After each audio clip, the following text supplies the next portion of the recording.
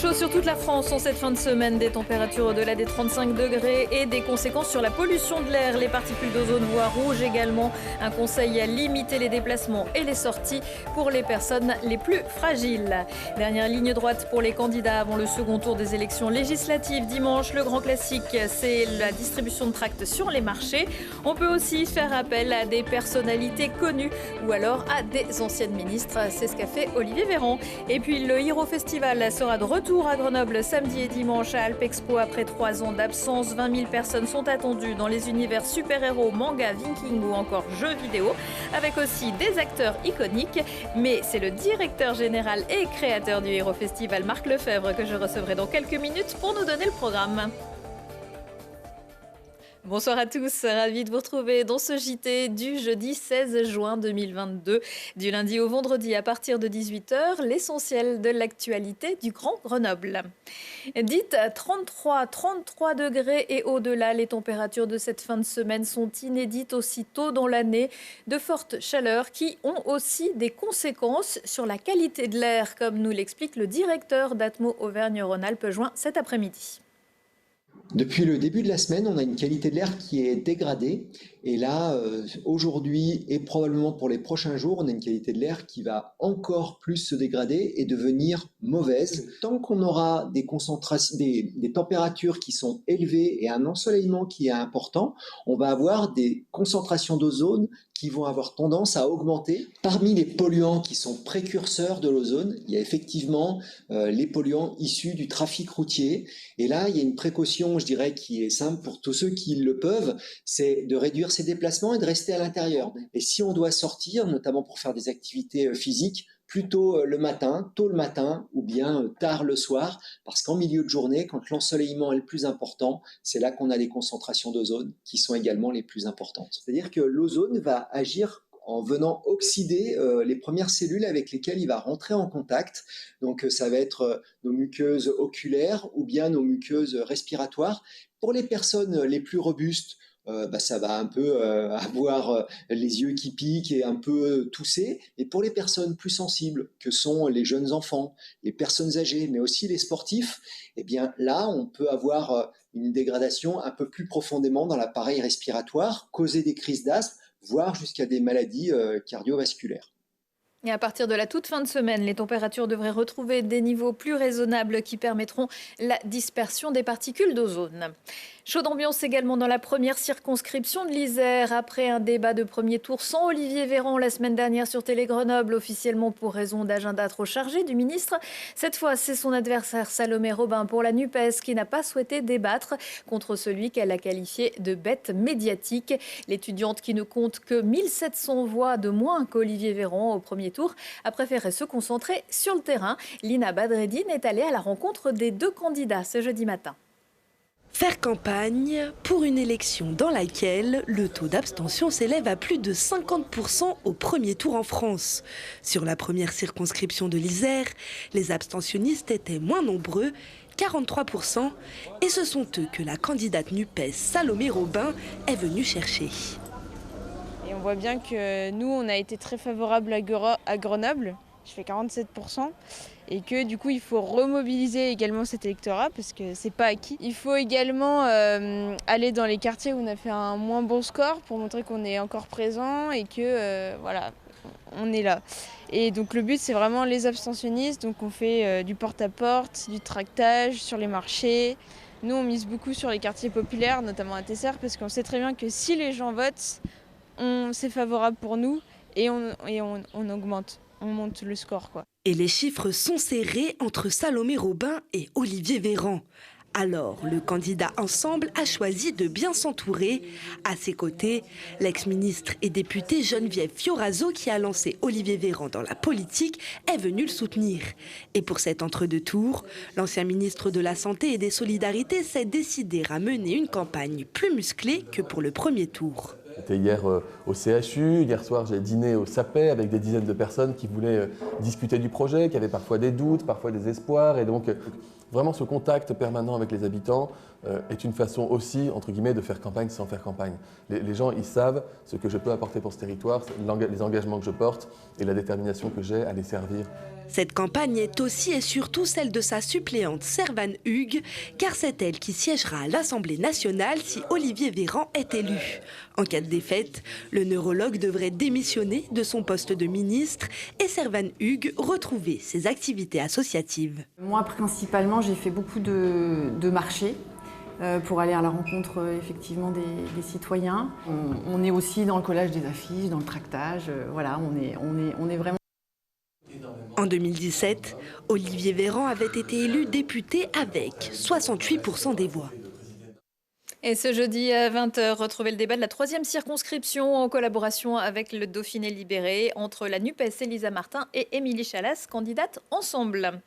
Et pour faire votre choix, dimanche, 960 volontaires se sont retrouvés à Alpexpo Grenoble pour mettre sous pli les professions de foi des candidats pour le second tour, en espérant que toutes les personnes en âge de voter les reçoivent à temps dans leur boîte aux lettres. Pour le premier tour, il y avait eu quelques couacs sur la 2e circonscription de l'Isère. C'est un sujet dont il a été très peu question dans cette campagne, le logement depuis 2 semaines maintenant. Et avec l'aide du collectif Droit au logement 38, une soixantaine de personnes occupent l'esplanade Alain Leray sur la caserne de Beaune à Grenoble. Pour la plupart des migrants, des demandeurs d'asile et des personnes déboutées de ce droit. Ils continuent de réclamer des solutions de logement ou d'hébergement. Pour eux, l'État ne respecte pas ses propres lois en n'appliquant pas le droit au logement opposable. Ils attendent donc beaucoup des élus locaux. Dans cette mobilisation, on a curieusement peu entendu les responsables politiques locaux. On les a trouvés muets et assez absents du débat, qui est pourtant un débat important et qui concerne l'ensemble de la population. On espère leur soutien et on espère également des mesures pour contrer cette crise du logement qui fait de plus en plus de victimes. Les pouvoirs publics locaux ont la possibilité dès maintenant de régler cette situation et de commencer à régler la situation de tout le monde. J'ai dans la main ici la liste des logements HLM qui sont vacants au 1er janvier 2020. Et vous voyez, c'est un classeur qui est conséquent, puisque ce classeur, avec les adresses, les numéros d'appartements qui sont vides, il y en a 3300 dans le département de l'Isère. Et donc les bailleurs sociaux pourraient tout à fait être mis à contribution pour loger quelques-uns des 17 000 ménages qui attendent un logement dans l'agglomération. On ne va pas s'arrêter. On va rester ici jusqu'à avoir un toit. Parce que les gens vivent dans la galère. Il y a des familles avec des enfants, et il fait chaud, mais vraiment c'est inhumain. Et comme vous l'avez peut-être vu sur certaines pancartes, DAL 38 organisera une nouvelle manifestation samedi après-midi sur la place de Verdun devant la préfecture. Comme le Phénix, le Hero Festival s'apprête à renaître après 2 années d'absence due à la pandémie. L'événement aura lieu samedi et dimanche à Alpexpo Grenoble. On en parle avec le créateur de l'événement et directeur du Hero Festival, Marc Lefebvre. Bonsoir. Bonsoir. Merci d'être à nos côtés. Est-ce que vous pouvez tout d'abord nous expliquer, pour ceux qui n'ont jamais mis les pieds au Hero Festival, ce que c'est le Hero Festival? Alors ça, c'est une bonne question, parce que c'est un concept un peu un ovni, on va dire, un mélange de festival de musique, rencontres avec des créateurs, des auteurs de bandes dessinées, des cinéastes, des comédiens, et puis évidemment, il y a un aspect marchand, des boutiques, de figurines, des librairies, donc beaucoup d'animations sur une dizaine de milliers de mètres carrés à Alpexpo. C'est le rendez-vous de la pop culture avec plusieurs univers. Oui, on a décidé de créer une sorte de parcours de visite, c'est-à-dire que c'est un voyage qu'on propose à nos festivaliers, de partir géographique. On part sur la partie Asie, avec la partie manga, bien évidemment, mais pas seulement, aussi toute la culture asiatique. On passe par l'Europe, évidemment, avec des univers comme Harry Potter, les Chevaliers, les Vikings, et la bande dessinée aussi. Et puis, on est en Amérique. Et là, en Amérique, c'est des univers Marvel, comics, Star Wars aussi. Donc voilà, on a tout cet aspect-là de la culture pop qui se retrouve sur les 3 continents. Et la particularité du Hero Festival, ce sont aussi les cosplays. On en voit quelques-uns. Ah oui, quoi, ça c'est... Alors déjà, je voudrais remercier les Grenoblois qui nous ont attendus depuis presque 3 ans, puisque malheureusement, on a dû mettre entre parenthèses les festivités, mais il faut savoir qu'il y a des visiteurs qui avaient pris leur billet pour l'édition 2020, qui l'ont conservé. Donc nous on avait proposé le remboursement, ils l'ont conservé, ils sont plusieurs centaines et ils ont préparé leurs costumes depuis maintenant plusieurs années, plusieurs mois. Et ça va être vraiment un régal pour les yeux, c'est-à-dire des personnes qui fabriquent eux-mêmes leur costume qui est basé sur la culture et sur les personnages de bande dessinée, de manga. Voilà, c'est-à-dire que pour leur plaisir, ils complètent un petit peu votre travail, puisqu'on vient aussi au Héros Festival pour les voir. Exactement. Ils sont à la fois acteurs et spectateurs du festival, mais pour eux, ils ont un accès prioritaire, ils ont des vestiaires spécifiques pour se changer, parce que je peux vous assurer que c'est de l'art, vraiment. Et ça dure plusieurs heures pour se changer. Est-ce que c'est le symbole d'adultes qui ne veulent pas grandir ou qui préfèrent se réfugier dans une réalité imaginaire? Parce que des fois, la vraie vie, c'est compliqué. Moi, je suis né dans les années 70, donc je suis vraiment au cœur de la pop culture, c'est-à-dire la création, aussi bien dans les jeux vidéo que dans les arts, dans le cinéma ou dans les livres, d'une nouvelle culture. C'est-à-dire, moi j'appelle ça la néoculture, c'est-à-dire il y avait la culture classique et puis il y a une culture qui est née autour aussi des mangas, de tout ce qui venait de l'Asie. Et on s'est aperçu, en France, c'est né à la télévision et ça s'est développé. Et on s'est aperçu aujourd'hui que c'est plus qu'un simple loisir. C'est vraiment quelque chose qui transcende les âges, d'abord. Donc, les plus jeunes jusqu'aux retraités sont complètement traversés par ces univers. Et aussi, ça transcende les cultures, les socio-économiquement. Voilà, on peut retrouver tout le panel de la société française qui se retrouve autour de cette thématique. Chaque année, vous avez des invités de marque. Et cette année, un comédien qui a bercé... peut-être pas des générations, mais en tout cas les années 2000. Francky Muniz, alors son nom ne vous dit peut-être pas grand-chose, mais on va le voir. Et là, tout de suite, c'est Malcolm. Et oui, il est là. Alors, je dois vous avouer que pour le faire venir des États-Unis, il y a encore des restrictions sanitaires. Ça a été un vrai chemin de croix, mais il est très content de venir à Grenoble. Il ne connaît pas du tout la région, donc ça va être aussi pour nous l'occasion de lui faire découvrir. Et donc, il va passer les 2 jours avec nous. Alors, au programme, des conférences, des dédicaces, des photos, des petites réunions en petit comité. Voilà, vraiment, il est là pour les Grenoblois pendant 2 jours non-stop. Oui, lui, c'est une particularité, parce qu'en plus, il aura plein de choses à raconter. Il n'a pas qu'une seule vie d'acteur. Il a aussi une vie de coureur automobile. Ouais, c'est un sportif. Ouais. Il a une vie très active.